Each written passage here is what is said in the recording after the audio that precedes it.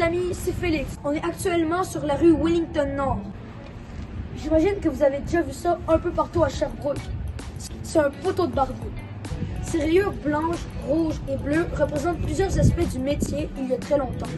Cela date de quand les barbiers faisaient des procédures médicales. Les rayures blanches représentent les bandages, les rayures rouges représentent le sang et les rayures bleues représentent les veines. Comme vous l'aurez deviné, le métier dont je vais vous parler aujourd'hui, c'est barbier. De nos jours, les barbiers ont délaissé les pratiques médicales et se contentent de nous couper les cheveux et la barbe. Maintenant, je vous invite à rentrer avec moi au Noustra Barbershop pour en découvrir un peu plus sur ce métier. Venez avec moi. Mais comment devenir un barbier? Il y a plusieurs centres de formation à Montréal, ou sinon tu peux te faire prendre des formations par des barbiers plus expérimentés. Mais on se cachera pas, ce qui fait le meilleur barbier, c'est la pratique. Les principales qualités d'un barbier est d'être rigoureux, précis, perfectionniste et d'avoir un bon sens de la communication. Également, c'est important pour un barbier d'adorer la mode et d'être à l'affût des nouvelles tendances. Et oui, que ce soit un tapeux, un dégradé ou tout rasé, il y a une panoplie d'options pour vous.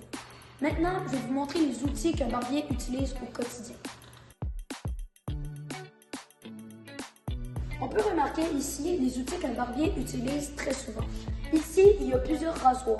Ceux-là, on les utilise pour couper à la peau et pour refaire les contours. Puis ici, c'est pour les dégrader. Ici, on peut apercevoir deux sortes de ciseaux. Il y a ceux pour couper les cheveux et ceux pour amincir les cheveux. On peut aussi remarquer des tailles pour mettre sur les rasoirs et plusieurs produits pour les cheveux. Mais comment reconnaître un bon barbier? Il faut avoir une bonne réputation et de l'expérience, avoir un salon propre et bien entretenu, avoir une offre de services diversifiée et aimer avoir du plaisir avec les clients. En moyenne, un barbier coûte 10 personnes par jour et chaque coupe coûte entre 30 et 35 $ plus les pourboires.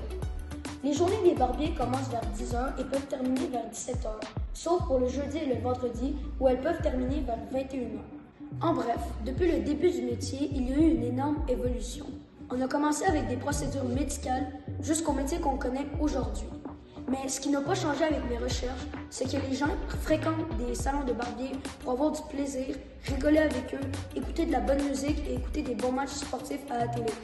Bon, je vous laisse, je vais aller me faire couper les cheveux.